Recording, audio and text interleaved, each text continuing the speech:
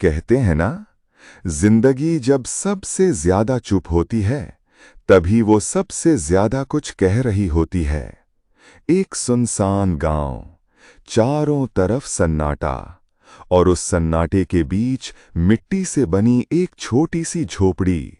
झोपड़ी के बाहर बैठा एक आदमी जिसकी आंखों में थकान थी लेकिन शिकायत नहीं।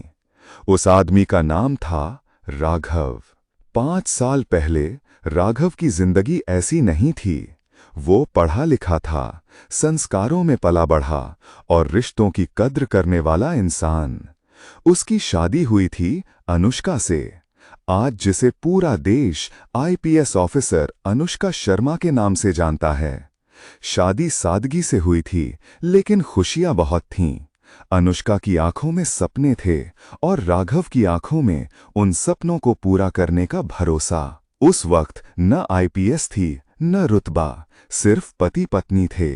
वक्त बदला।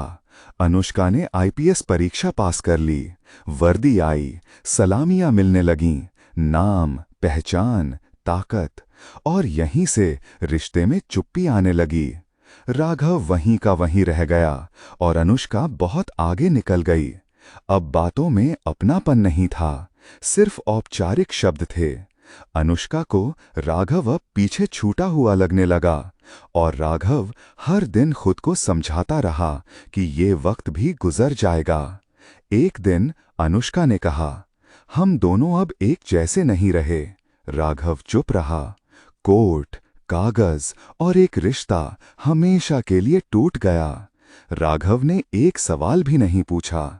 तलाक के बाद राघव शहर छोड़कर गांव लौट आया, मजदूरी की, खेतों में काम किया और उसी झोपड़ी में रहने लगा। उसके पास न पैसा था न पहचान, लेकिन उसका आत्मसम्मान अब भी जिंदा था। उधर अनुष्का, बड़ी बड़ी पोस्टिंग, बड़े बड़े केस, लेकिन हर रात एक खाली घर उसका इंतजार करता। तभी उसे समझ आया, वर्दी इज्जत तो देती है लेकिन अपनापन नहीं। 5 साल बाद अनुष्का ने राघव के बारे में पूछा और एक दिन वो उसी गांव पहुंची जहां राघव रहता था। इस बार न सरकारी गाड़ी थी न सायरन, सिर्फ पछतावा था। अनुष्का ने झोपड़ी के बाहर खड़े होकर कहा, राघव। राघव ने पलट कर देखा।